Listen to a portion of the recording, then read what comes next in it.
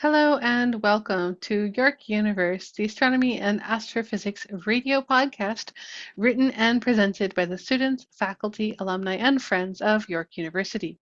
You'll find us now wherever podcasts are distributed.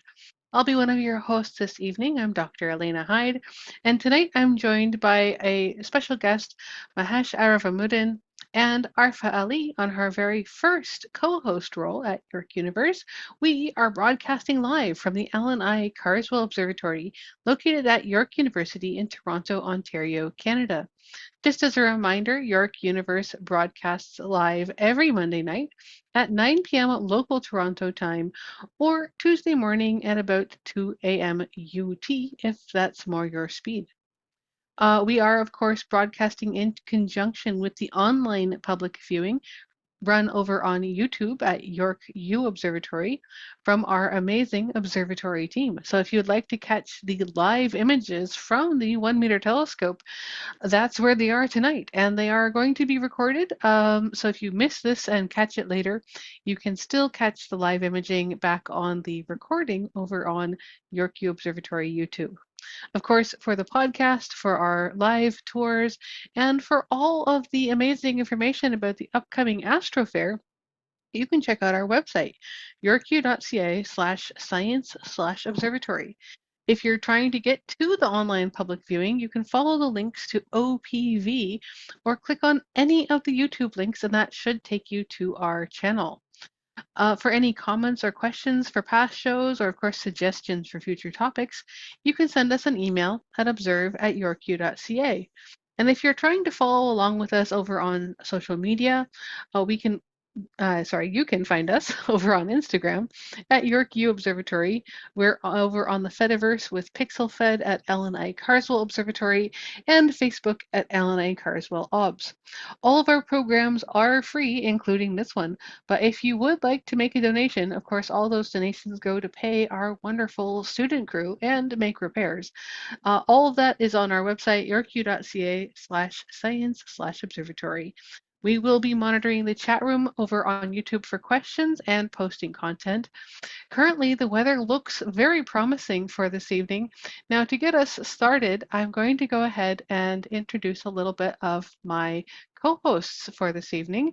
As I mentioned before at the beginning, coming back for a third or fourth time, Mahesh, welcome back to York Universe. It's great to have you here. Now, Uh, you're visiting from the RASC Toronto Center, and I understand you've been with RASC for, you said, about 20 years. Yeah, that's correct. Hi, Elena. Thanks for inviting me back. Yes, I have been with the RASC Center for about 20 years, but now I have taken a more serious role after my retirement. I'm very excited to be a part of RASC, and um, I'm, I have the privilege of meeting people like yourself and others who have so much of in-depth knowledge in astronomy. I love it. Anyways. Absolutely. No, thank you for coming back again. It's always fun to have you on the show. And now for our second co-host of the evening, I am pleased to introduce our first ever co-host appearance by Arfa Ali. Arfa, are you there? Hi, yes. Thank you for having me over here. I'm really excited. Please go ahead and introduce yourself. I know you're, of course, at York University.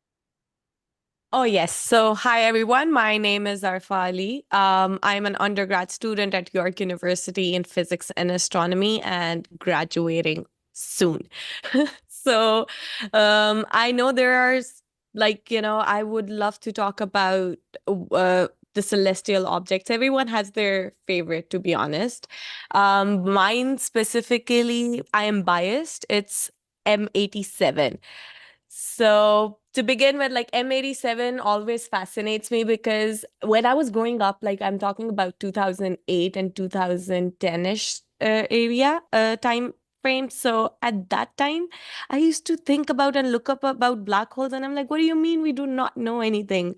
But yes, M87, the image and the way it was produced, I was like really fascinated and impressed, and I was so sure that I want to be and continue and being an astrophysicist. And of And course, we're going to talk a lot about stars later.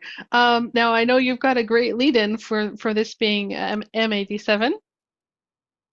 oh yes, I M87, it's like if someone doesn't know, I feel like you should do it once. It will just, that moment of feeling and sinks into you. Yeah, and just for our listeners, a little reminder, all of the names we use that start with an M is a Messier number. And the Messier catalog is a wonderful place for amateurs to get started with trying to view interesting things in the night sky because, of course, it was a catalog made by someone who found a bunch of not comets, and it turns out they're all pretty interesting. M87 is a fun one. Now, if you have a normal telescope or binoculars, you're probably not going to see much other than a bit of a smudge or possibly a slightly more detailed smudge, depending on how big your telescope is. But if you look at it in non-visible light, infrared light, there are some really cool features due to the fact that, of course, it has a very interesting active-ish, I suppose, galactic center. And we'll get more into talking about black holes and all kinds of fun stuff. Now, because I mentioned observing, I think it might be fun to start with a little bit of some fun sky stuff.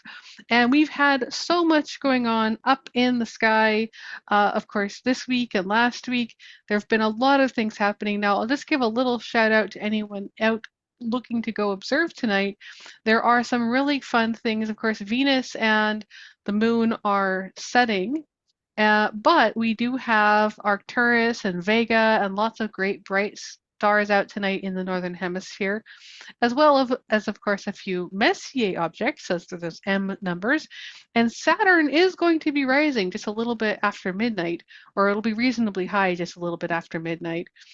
So there's some pretty good stuff to catch in the sky. Now, Mahesh, I know you've been watching. You tried to watch that recent small solar eclipse, did you? Yeah, I did. I did try, but I didn't have luck. So I watched on TV from Iceland, so I could see the whole full eclipse. But I couldn't watch right here in Toronto because I believe it was very partial, right? So Yeah, it was and it was very cloudy as well. very cloudy as well, right? And but thanks to television, so I was able to watch the whole thing go dark in Iceland, and it's an amazing feeling. I did have that kind of an experience when I was about 12 years old, and I watched a total solar eclipse. Though I didn't know much about it, but that sort of got me going in astronomy. And when I saw the same thing happening in Iceland, it was totally amazing that everything was lighted up and then everything goes dark. You can see the person next to you, right? So it's completely dark. And then you see, I actually, the interesting thing is in the television, they showed a prominence as well, right? And that was amazing to watch that from the prominence coming out of the sun. And those were very exciting images, but all from my living room watching a TV, right? And not real observation. Yeah, of course. I mean, the few observations that we did get from Ontario were just the tiniest little bites of being taken out of the moon by, or out of the sun by the moon. And that could only be viewed with special glasses or, of course, pinhole cameras. Now, I know that up in Quebec and the northernmost parts of Canada, they did get a little better of a show. Of course, the very northmost tips of Canada, some places got up to 50% solar eclipse. Oh, that's But you great. don't really get that spectacular sky darkening unless you are truly 100% in the total solar eclipse, which is, of course, what some folks, as you say, in Iceland and in Spain and parts of Europe had that. Of course, we got our own a couple years ago, so Ontario shouldn't be too sad. Yeah. I would say we did have had one back like 2024, I believe, the Montreal in Montreal. It was like a total solar eclipse, and it was everything went like, you could feel that something weird and big, like it's hard to miss. I was like literally, I just soaked that moment in, and I was like, God, this is a moment that one person who is into astrophysics should experience once for sure. Yeah, absolutely. And of course, in Ontario, we really got spoiled with the solar eclipse. Quebec got a great show because we were inside that little tiny, tiny, tiny, tiny little path of totality. Mm. So if you hear about solar eclipses and you don't notice anything changing at all, it's probably because you're just at 99.9% and not at 100%. Ah, Because it turns out it's very hard to notice unless you are actually in the totality area. uh, that's true. There is also solar eclipse always is followed by lunar eclipse, right? Like Yeah, which is coming on. exactly. Exactly. And that's what we'll see because our solar eclipse that just happened a couple days ago was really, really small. As you say, in Canada, it was 8% for Toronto and a few percent more up in Quebec. But the lunar eclipse we're actually going to do way better on. So this year, and this is coming up this month, the partner lunar eclipse to the solar eclipse that happened is going to be August 27th. So well, I'm sure we'll talk about it again on this show as we get closer to August 27th. But it's going to be a really excellent, very, very visible partial lunar eclipse. But when I say partial, I mean um, almost completely. It's almost completely eclipsed. Again, depending on where exactly you are in the eclipse path, you can get either more or less. So across Toronto, it kind of goes from almost completely partial or almost completely eclipsed to a I less of a believe partial eclipse. So it 83%. It's uh, oh, okay. I believe Mahesh, we were earlier chatting about it for the lunar eclipse, and I believe you had mentioned that it was 96% that was happening, the maximum eclipse. So Yes. I, yeah, please, No, no, con that's totally true, Arfa. And so 96%, that's what they say. But I leave it to scientists like yourself and Dr. Elena. I do comment on that. Being an amateur astronomer, I just believe anything that's thrown on the internet. Well, that's actually a good point. We should point some people to some resources. So if you do want to catch the lunar eclipse and you want to know how good it's going to be percentage wise for your region, I will recommend the totally free, non-sponsored website, timeanddate.com. They are actually really excellent. They have a lot of great resources for eclipses of all things. And if you enter your city, it will actually tell you what eclipses are going to happen near you, how big they will be. So if, for example, if I enter in Toronto, it will tell me 93% for Toronto. And it will also give you an eclipse map showing you how late you're going to have to stay up to watch it. Because, of course, this is a lunar eclipse, which means it's over on the same side of Earth as the nighttime, so the sun is all the way on the other side of Earth, and that means, of course, it tends to line up right around midnight. And so if we're looking to hit that node to get our nearly total lunar eclipse, so it's 93 for Toronto, and then as you go west, the Mm. percentage goes down a bit. Oh, it So goes down. So it's yeah, it's 93. unfortunately. Okay, got But it. 93 is pretty good. So the Pretty good. moon will be turning very, very red, but it's going to have this cool little like slice of white where it didn't quite go into the darkest part of Earth's shadow, which is really neat. So it should make for some fantastic astrophotography, but you do have to stay up past midnight. So it's not one of those things you can catch just right after sunset. I think the peak maximum eclipse is just right around midnight or a little after, so around 12:15 or so. And to see the whole thing go all the way through, you'll have to stay awake until 3 a.m. But that's Yeah. only if you want to also see the penumbral eclipse, which is very, very dim. So most people will be able to see all the really cool stuff just by staying up until 1:30 a.m. or so. That's so it's an interesting fact about a solar and lunar eclipse. Like for people, I think most of the people know, right? All the solar eclipse falls on a new moon, and then lunar eclipse falls on a full moon, right? So all the time, right? And that's how it is, right? So is that correct? Yeah, so it's interesting to keep in mind how these eclipses actually work, right? Is because, of course, the moon has to go around the Earth, and the Earth and the moon are both going around the sun together. So at some point, the moon is on the same side of the Earth as the sun. And that's our new moon because, of course, the moon's over on the daytime side of Earth. If it's aligned just right in its orbit and it hits what's called a node, the moon can actually move in front of the sun. That's how you get the solar eclipse. But of course, that can only happen, as you say, on a new moon. Likewise, for the lunar eclipse, it has to be the other way around. The moon has to move into Earth's shadow. So the Shadow. only way for the Earth to cast a shadow on the moon is for the sun to be on the other side. So the moon has to be a full moon to get to the other side of Earth.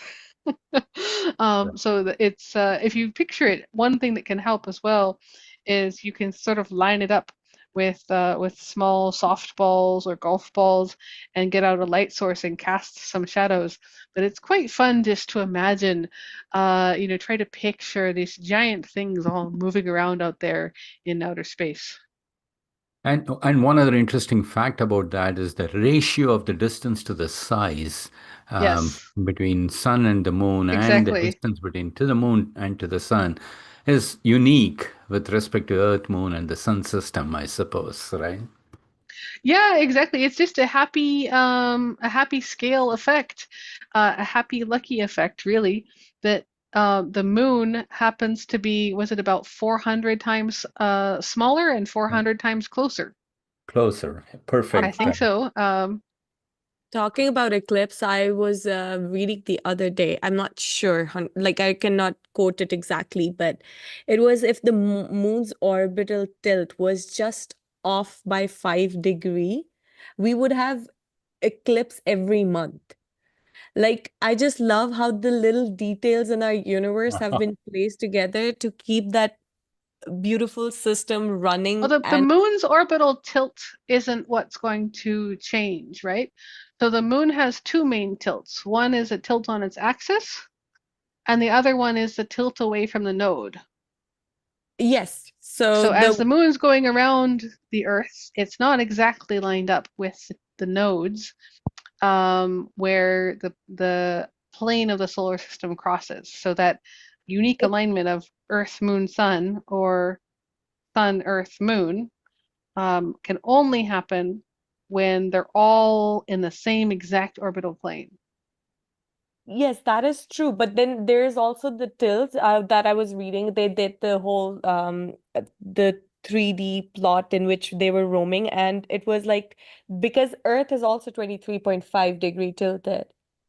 It and then the another nodal tilt. I don't know. I'm might be like I'll do share the link with that. But that was like interesting. I like to explore the delicacies of how everything is placed around universe. Yeah, so Like the Earth So has you, a 23-degree tilt, which is how we have seasons, right? Is that what you mean? oh yes, that exact tilt. But then Yeah, and so the moon has about a 6-degree tilt. no, we okay. just needed another five. The anyway.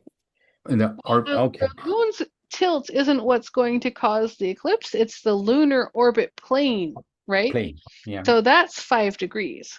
Your inclination or your distance of the plane that the moon goes around the Earth on, right? So it's kind of as the moon goes around the Earth, it's swinging around not quite aligned to the solar system. So if the whole solar system is on a plate and the sun's in the middle and all the planets are running around rings along the edges of the plate, right? So Yeah. everything's kind of going in the same ecliptic plane, but not exactly. And that So, moon being 5 degrees off of the ecliptic plane means that it can only do eclipses when it's crossing the ecliptic plane. so if it was 0 degrees, then probably we'll have eclipse every month. Yeah, exactly, exactly.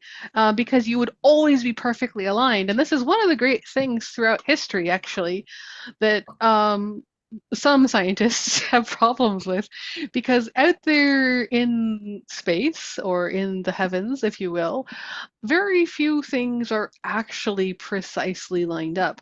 There's all these Mm. little differences and changes and wibbles and wobbles. And I believe the quote from one famous sci-fi show is wibbly wobbly. So we'll see if any of our listeners get that reference. Um, but it is very, very true that right now we're in a special place for the Earth, Moon, Sun system because, and this is really cool, the moon is slowly but surely spiraling away from the Earth. And over the next couple million years, it'll get far enough away that it will no longer be the right angular size to completely block the sun, and we will not have total solar eclipses anymore. Not that Ah, any of us have to worry about it in a few million years, but we can still ah. feel a little bit lucky. Hmm. Yes. Those artificial intelligence would be pretty devastated, right? So, I don't think they would know what was going on. But if we maybe if we get cryogenic freezing or something, who knows what sci-fi might invent for us right. in the future. Yeah. But for now, we do have a lot of lunar and solar eclipses to enjoy. I would encourage people to take a moment to mark their calendar for the 27th of Mm. August for the lunar eclipse, because of course we're not going to get a lot of other really good eclipses for a while in Toronto, especially in actually Canada. It's not due for another good eclipse for a fair bit. I know there's really not much happening in 2027, so get it in for this year. And hopefully in 2028 there will be some good ones. I know there will be a lunar eclipse, but I haven't checked its location yet. Wow. Um, there is of course a solar eclipse, but in 2028, but that's only for Australia and New Zealand. And we are in the wrong hemisphere for that. Okay. Yeah. That's great. Actually, apart from the lunar eclipse, that day we had quite a few events, and one of them was Perseids meteor shower Yes, as exactly. well. Well, and Yeah. that's exactly right. Because of Mm. course that new moon really helped us, didn't it? Yeah, actually, yeah, that's true. I was able to catch one meteor, right? And that's because I went to a place where there was the skies were pretty cloudy, right? And when Perseus showed up, right, it was still cloudy and it was slowly clearing up. And I was able to catch, actually, the people around me, they were able to catch more, but I just was able to catch only one. But it was probably one of the perfect nights with the new moon being there for looking at the meteor showers, I guess. Yeah, absolutely. And I mean, a lot of folks heard on the news, of course, that this meteor shower was going to be way better than other meteor Oh, showers. And the reason people were saying that was because the new moon was happening, and so the moon was not there at night during the meteor shower. So right. if you had clear, not cloudy, dark skies, and not in the city, you could see a pretty good show. I know some of our astronomer in residences out at Killarney Provincial Park. Oh, They reported a pretty high meteor count, but a lot of folks, of course, around Ontario got clouded out. I And in the city, it was just so bright. I was able to catch a few sightings near in Collingwood around, but I was there late. I stayed up like night till morning, and there were bunches that I saw or oh, witnessed. nice. But I didn't record it because the phone was not capturing it that well, and like it was too blurry, but it was worth just sitting and watching. So definitely, if the skies weren't that cloudy, we would have like really witnessed a really good meteor shower. Yeah, well, and the Perseids are known for being pretty good. Yeah. Oh yeah, it So, was pretty dense. I recorded about 60 to 100 per hour. wow, that's pretty good. That I don't think that's possible. So 62 would be Oh, possible. not the hour. Sorry. No, not the hour. Sorry. I was there till morning. My bad. I was just calculating in my head and I just said hour. Yes, you're right. It wasn't possible for 60, but there were bunches that were going, so that was what was adding up to the numbers faster, but I wouldn't say the frequency was high at all.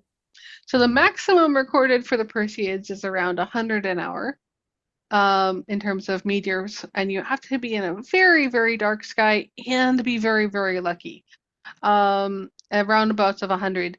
I think they did get more than that back in 1993 because, of course, Comet Swift-Tuttle had just passed by. Mm. But the comet's not coming back until, So, what was it? Quite a while. 133 years.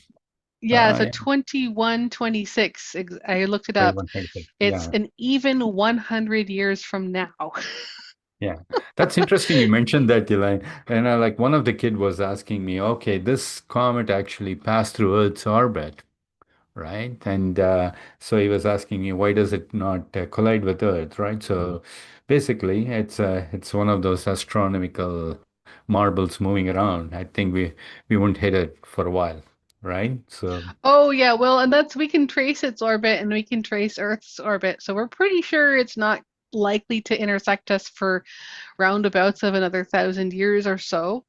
uh, Um, but it is one of those fun things about the solar system is people wonder, well, it went through our orbit, why didn't it collide? But a lot of times it's very, very hard to picture just how much empty space there is around our orbit. Even just from the Earth to the moon, it's an incredible distance of just tremendous empty space. And that's a tiny, tiny, tiny fraction of the vast amounts of empty space between, of course, the Earth Moon system and the Sun. And this comet has so much room to go around us that there's just it's the typical example I like to give is if you've been on a busy highway you think, oh, there's all these cars I have to watch out for. But if you're driving on a completely abandoned highway, maybe in the desert, roundabouts of midnight or 1 a.m., and there's nobody on the road, and you go and you go and you go, and 3 and 4 hours go by and you just come across absolutely nothing. That's more of like what it is in our solar system. You're just empty, empty, empty space for miles and miles, or kilometers and kilometers, or parsecs and parsecs, or light years and light years. It is truly vast, and it's quite fun to draw up a little model of the solar system at some point. Just as a little fun aside, if you make the sun a very large pomelo or grapefruit, you can do the tiniest poppy seeds you can find for Mercury, Venus, Earth, and Mars. And hmm. then Jupiter should be about a hazelnut. Okay. And to place them on the ground, you're going to need to walk quite a ways. Ah, So you'll have to put that grapefruit down um, and go for a very long walk to get the planets put down. And so there's simple little models like that you can do just to kind of picture it for fun if you want. that's true. But yes, Yeah. lots of empty space. That said, it does cross Earth's orbit, so it's not impossible, just not likely in the next 1,000 years or so. 1,000 years. But these are the accumulated dust from that path. That's what is showing up as meteors, right? On a Exactly. August night, yeah, in the in Yeah, the and every constellation time we run Perseus. into it, there's just a little bit less dust left for the next time. But Yeah. it's parked at the same point of our orbit because that's where the comet went through. And so Mm. that's why it sort of appears to be at the same time every year because of course the Earth goes around its orbit once a year. So you're seeing that in the constellation of Perseus, looking in that direction, and that's why it's called as Perseids, right? So that's the Exactly, reason for exactly. It's yeah. just So, that's just the direction our giant sky windshield happens to be yeah, pointed at yeah, when we're flying that way in our correct. orbit around the sun. So we are expecting a couple more coming through, right? Like Geminids and Oranids and Yes, there will be some more meteor showers this year. So if you missed this one, there will be more chances. And getting into dark, clear sky sites will always give you the best shot at getting a good show. Mm. But I feel like Now, we probably should move on because we're going to run out of time otherwise. Um, looks like we have hit the midpoint of our show. Everyone, Wow. we are having too much fun talking about space stuff. You are all listening to York Universe, the space and astronomy podcast from York University. We are broadcasting live from the Allan Carswell Observatory, which is currently doing live imaging over on our YouTube channel, which is our online public viewing for today. We always do the York Universe podcast in conjunction with our online public viewing. If you miss the live images, you can always find them later on over on our YouTube channel. And of course, for the YouTube link, show notes, and all other fun links and facts, that website is yorku.ca/science/observatory. Special announcements on that website this week, which is the week of August 17th, which is today. If you're listening to this later on, it might not be the 17th anymore, but this week we have some special events planned. We have a Downsview Park special event viewing happening on August 19th. That's right, Downsview Park in Toronto. So we're actually taking the telescopes out of the York University and down to Downsview Park. We will not be bringing the 1 meter with us, but we will be bringing at least one of our small telescopes and some binoculars, as well as a mini scope, out to Downsview Park. And after they're done with their movie evening, we will be showing imaging through the telescopes. And of course, they're going to turn off the lights for us. And because it's a park in Toronto and not necessarily downtown, there are a lot less lights. So if it's clear, we'll be able to see more items, and you can all join us. The viewing should start after the movie, roundabouts of, I understand, between 10:15 and 10:30. The movie will be over, and everyone's invited to join us. So we won't be doing a tour on campus this week, but that's only because we'll be doing something really cool at Downsview Park. Now, that said, if you miss coming to campus, please think about checking out the Astro Fair. That's right, Astro Fair is happening. We're getting really, really close. I'm super excited because it seems like it's going to be really awesome. Astrofair tickets are on our yorku.ca/science/observatory, and Astrofair 2026. We're joined by all kinds of amazing partners. Of course, Rask Toronto Center, Mahesh will be there, Arfa will be there, lots of other people will be there. We're going to have the visible neutrinos, we're going to have planetariums. We have a lot of fun science. There's even going to be an actual real satellite that people can touch and interact with. It's a full astronomy event, and of course, it is family friendly. It'll only $30. This is our only paid event of the year, and this is our primary fundraiser for the observatory.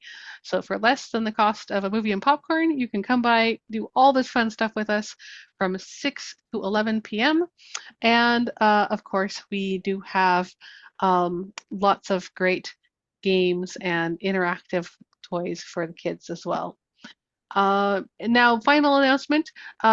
We will be resuming our regular atrium and observatory tours after Astro Fair, so that is after the 29th of August, over in the atrium. And looking to September, we will be also having a special event for our sundial on campus, which is a new sundial expected to be about 8 foot in diameter or around 10 to 12 feet high. It should be pretty cool. So lots of fun stuff to look forward to, and of course, lots of fun events. Now let's go ahead and get back to our exciting show here. We obviously could talk about sky events for quite some time, but I thought I would just do a little fun, a little bit of fun news items. So normally we do a bit of history in the show, but I think for today, let's talk about some really fun news in astronomy that's happening right now. And this is something that has come up a couple times in the news, and actually on this show before. Last year, we talked about these new things that were proposed to exist by theoreticians um, based off of some interesting observations from the James Webb Space Telescope. So, what are these things and why are they in the news right now? Well, the James Webb Space Telescope has been really, really good at finding incredibly faint objects because it's looking in infrared. It has excellent optics, and it's all the way out at L2 past the moon and not influenced by light pollution whatsoever. So it found some very strange astronomical objects in the early universe. So we're looking back to things that probably existed between 0.6 and 1.6 years after the Big Bang, or the beginning of the universe as we know it, also known as about 13 to 12 to 13-ish billion years ago. So we're really crazy long time, incredible distances, far, far outside the Milky Way galaxy. And these little red dots started showing up in the data. Not artifacts, not illusions, but they did seem to have some interesting properties. They were thought to be perhaps some kind of active galactic nucleus, or AGN, some kind of supermassive black hole. But they didn't really follow the same pattern as galaxies as we know them, but being such early universe objects, they were really quite strange. They were incredibly luminous and incredibly distant. Some of the most distant things ever observed by humans, which is saying something because we've had Hubble deep field and ultra deep field not that long ago. So what were they and why are they coming back? Well, it was proposed a couple times back in 2006, and of course more recently back in 2024 and 2025. There was this object that was thought to exist called a quasi-star, or as it's popularly put in the press this week, a black hole star. And this is entirely theoretical, a completely theoretical construct that could have existed in the early universe if you had a huge, massive, supermassive protostar far beyond anything we know today collapsing into one object. It could collapse so hard that the center of the star could form a black hole. Now, this could only happen in the universe before hydrogen and helium were contaminated by heavier elements. So you would need really, really primordial material in the universe to create this protostar without it just immediately destroying itself. But if you did have truly primordial material with no metals whatsoever, you could create a star that was big enough so that when the black hole formed at its center, it actually wouldn't immediately destroy itself because the gravity of the many, many, many thousands or tens of thousands of solar masses of material on top of it would keep it together long enough, of course, to form a new object. And this new object would be a quasi-star or a black hole star. So in the news right now, we are seeing more James Webb Space Telescope data on these little red dots. And they're pretty much starting to call them black hole stars now. They recently published just August 13th, a couple days ago. So that's just a few days ago now. This is the 17th. Again, using James Webb Space Telescope, again, looking at these little red dots, they found one that appears to be from just a few 100 million years after the Big Bang. Very, very, very, very close to the beginning of the universe. And this looks like an enormous star, but much like other quasi-stars, or I should say theorized quasi-stars, It's much, much too dense. It's much, much too compact. It has interesting properties. Its spectra, it doesn't look like a normal galaxy. And they did some calculations, of course, as astronomers are wont to do, and looked at it, and it resembles an enormous star where the total star's dimensions are comparable to our solar system, which is to say, around a light year across or two, a couple light years across, but producing 100 billion times more energy than any known star could physically generate. So how do you create that much energy? You couldn't do it with nuclear fusion. You couldn't do it with an ordinary star. You could do it if there was a black hole at the center.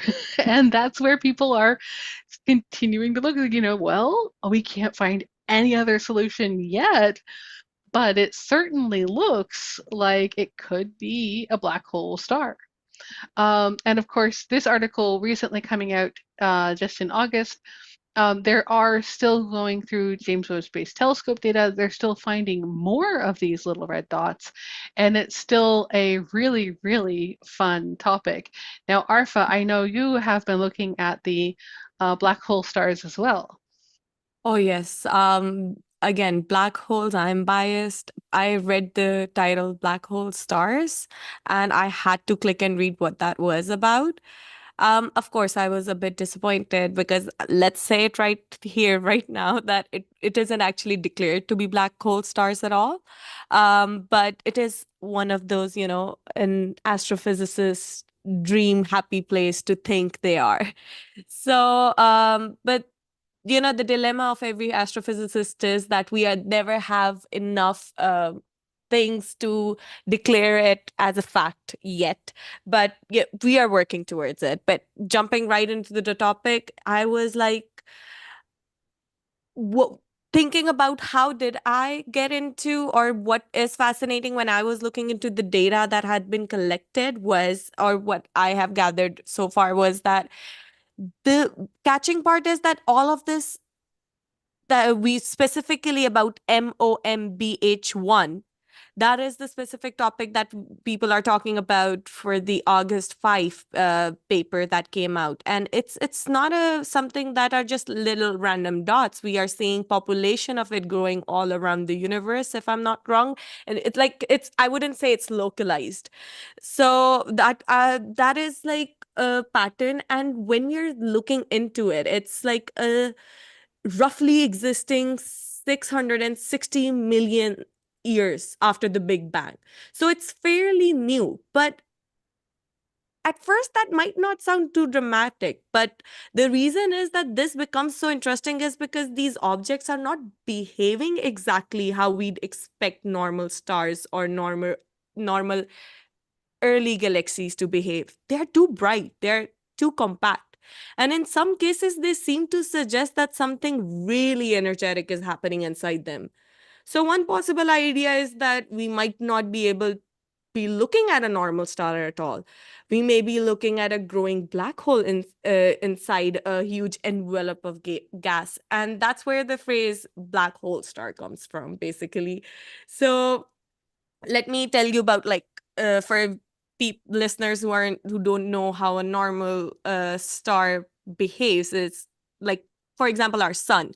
Now, it is being powered by nuclear fusion. Basically, hydrogen, as Dr. Elena Hyde explained, it was like hydrogen turning into helium in the core. But in this proposed black hole star idea, the energy would come from material falling into a black hole, releasing an enormous amount of radiation, and then surrounding gas would absorb and reprocess that energy. So from really far away, it can appear almost star-like, even if the engine inside is something very different. And I think that's the part that fascinates me the most. It's not just that there's cool sci-fi sounding name to it. It's just that this could connect to one of the biggest puzzles in early universe astronomy. We know that supermassive black holes existed very early in the universe. And that's strange because black holes need time to grow. They grow by pulling in material around them and sometimes by merging with other black holes. But if the universe was only a few 100 million years old at that point, then the question becomes, how did some holes just get so massive so quickly? And that's really the part that caught my attention. If these objects are real, and if this interpretation turns out to be right, then maybe we are seeing one of those missing stages. Maybe we are looking at a phase where black holes were growing very rapidly, hidden inside dense gas clouds before becoming the supermassive black holes we observe later. So for me, this is not just another JWST found something weird kind of story, but it's more like JWST is showing us that the early universe might have been more active, maybe more complicated, and definitely more surprising than we expected. And that's why I wanted to talk about it today, not because we already have the final answer, but because the observations are intriguing enough that researchers are asking this big question. Could some of these little red dots be showing us how the massive black holes grew so quickly after the Big Bang? Yeah, absolutely. And Right. as you say, it's so fun that there is this mystery here, but also that the evidence is growing and that the theories are able to keep up with it. And so, of course, we always want there to be more evidence, and any theory that we have should stand up to observational tests. But the Mm. fact that we've now seen so many of these little red dots or black hole stars, and they keep on consistently passing the tests that astronomers are setting for them, we want to see them pass more tests, obviously. But it's exciting because even if it's wrong, it's really causing us to think in very interesting ways. And I will just say that there's a little bit of a fun trivia as well. As you mentioned, the MOMBH1, the MOM survey with James Webb Space Telescope is actually nicknamed the Mirage or Miracle. So MOM, that's what it stands for. Um, so That's a is it a mom. mirage? Yeah, um, I like it's to call it neither. It's mom. physics, but yeah. Yes. Um, but the fact that we are continuing to test them, and it is continuing, as you say, to look more and more like it really might be a black hole star. And, more tests are coming, more observations are coming. So watch this interesting space, as they say. Yeah. For me, Sorry, sorry. go ahead. Go ahead, Arfa. For me, it's like we solve one part of a puzzle and then there's another puzzle waiting for us. Like we are never out of questions. Mhm. My question is, why are we seeing it right now? Like, this is because of JWST? Is that why we are Yeah. seeing all these things? Yes. Exactly, exactly. And that's it was strictly limits on so many of the things out there in space that should be there that we can't find are due to our own limits in what we are able to detect. And this is one of the great things about having a telescope like James Webb Space Telescope is it lets you find things that you didn't even know could be there. I mean, obviously, quasi-stars were already theorized back in 2006, but actually being able to detect them was so far beyond any Earthbound telescope's capacity. It wasn't until we had JWST that really it's possible. And now, of course, we're looking at a whole survey of just these objects. How did we theorize in back in those days? Is it because of the magnetic field around, or is it because of some other We'd have gases to go look forming? up some old papers for that, but you'll find that there are stranger things in theory papers than than observationalists would have dreamed of, because there are a lot of really, really cool things you can do when you're working in a purely theoretical space, Ah. and you don't need to agree with observations. It's mathematical. But well, and it's not. You still have to follow the laws of physics, but there are some really cool things that people have done where they are still kind of waiting for the experimental verification to come through because we didn't have the telescope or we didn't have the equipment or we didn't have the ability to make that observation yet.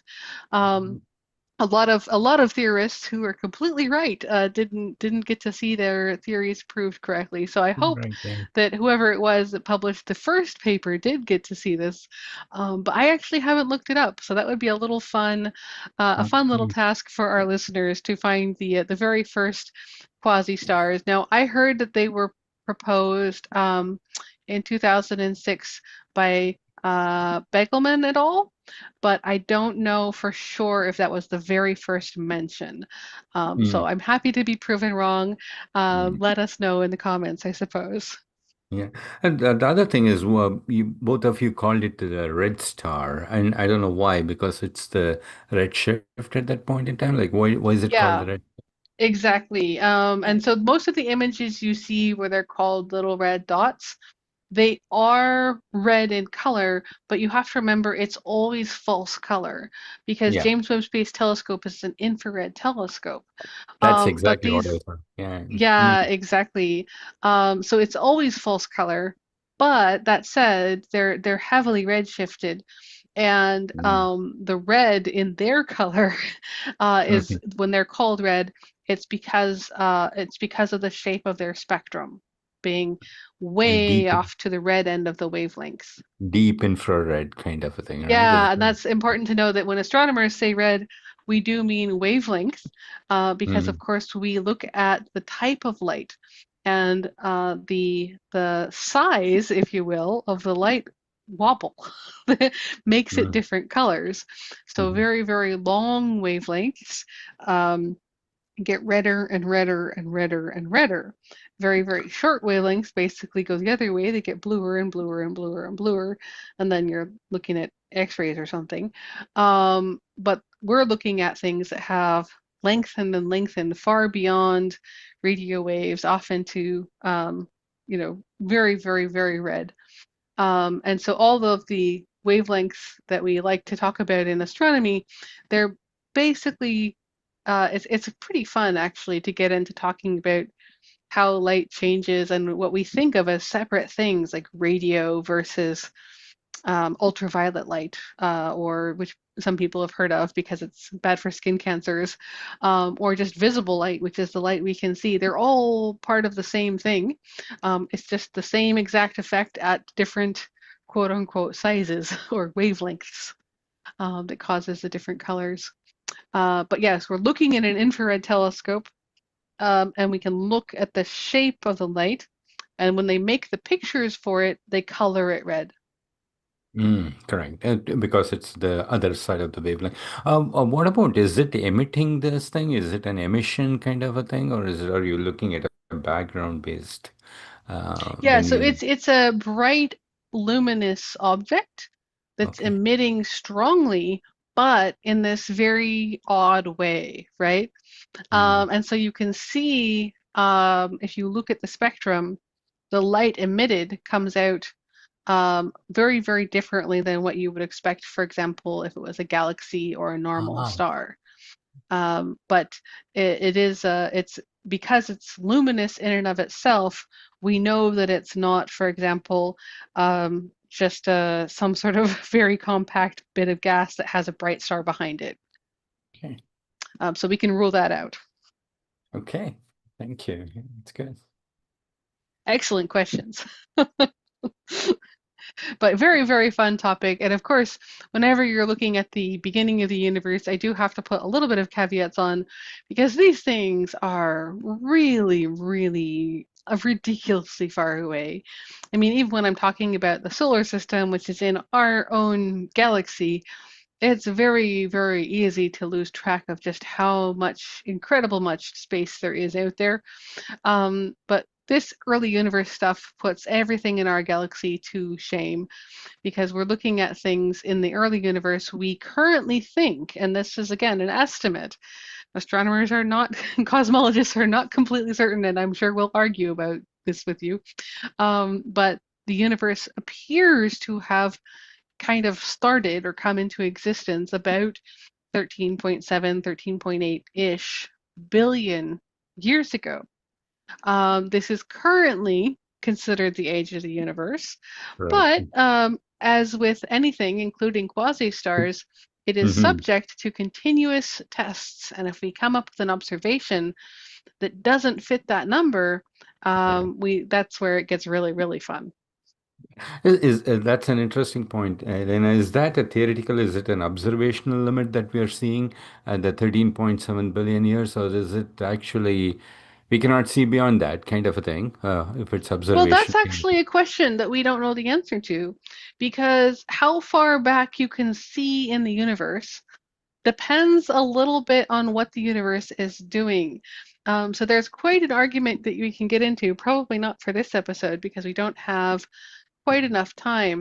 But light, as we all have probably heard, can only go one speed. Light travels at a finite speed. It is the speed of light. It cannot go faster than that. And there are events in the universe that have not reached us yet. The light from those events has not yet had time to Mm. reach Earth.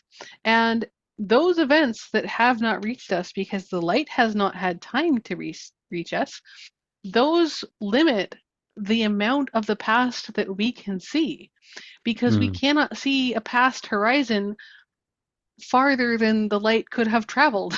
Right. So, and again, if the universe is truly expanding and our expansion is accelerating, because we're going faster, or if I should say, if we are really going faster now than we were before, the objects of the earliest parts of the universe will never catch up to us. Right. Yes. Um, That's so it. depending on how fast you think everything is going, with respect to the speed of light, Yeah. and cosmologists, please feel free to debate in the comments, then you could only see back to the amount of distance you could get to in the time that light could travel. Because That at you're the allowed to. moment, Yeah. yeah, it's crazy to think that at the moment, all the information that we get from the universe largely just comes from light traveling Yeah. to us and happening to land in our telescopes. Yeah, I was about to ask you the same thing. Is there a mathematical model way of judging, like based on all our things that we know, that we can say that this is the size of the universe, or is it purely observational? That was going to be my question, and you made it. Oh, there are quite a few mathematical models. We probably again don't have time to go into No, all of okay, them, that's fine. but this is again depending on how fast you think everything was going, and how fast you think it's going now, and how fast you think the accelerations have happened at various points. The size of the universe is also something that you could never know because you can only see out to the distance of the light that can travel to you. Correct. So is the universe infinite? Is a question. Right. And it should be in 3 dimensions, but mathematicians, please argue in the comments. Um, so there's a lot of really fun questions you can get to because a lot of things we're not sure about. Now we can measure certain things. Of course, we can make estimates based on what we see from galaxies moving at various different distances in the universe. So we can measure galaxies that are close to the Milky Way. We can measure galaxies a little farther away, measure them a little farther away, and be like, okay, this one's going this fast, this one's going that fast. And we like to measure in terms of redshift, which is Mm. how fast does it appear to be moving away from us, Yeah. due to the expansion of the universe. But there's a lot of fun stuff you can get into with that, and a lot of ways that you can tweak the adjustments to get just a little bit different answers.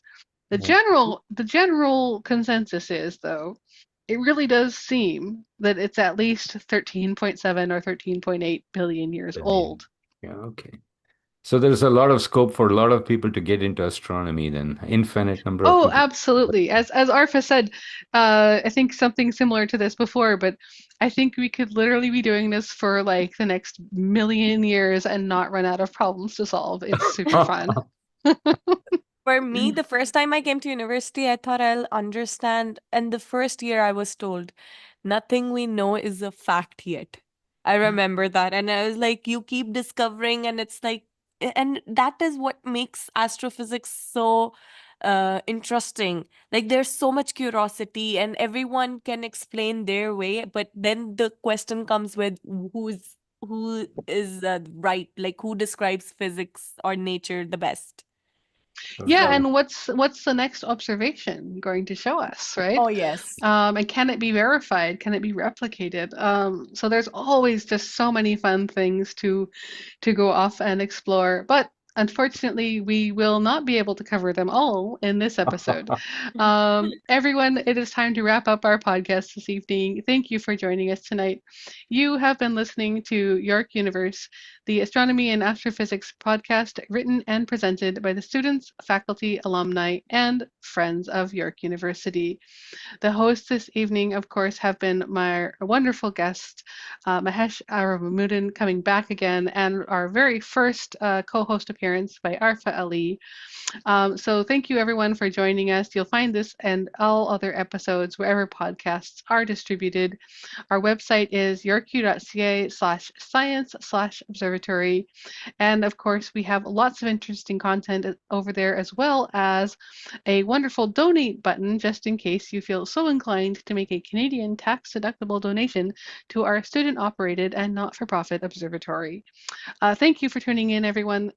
We wish you the very best of clear skies and a good evening. Thank you, Elena. Thank you. Thank you.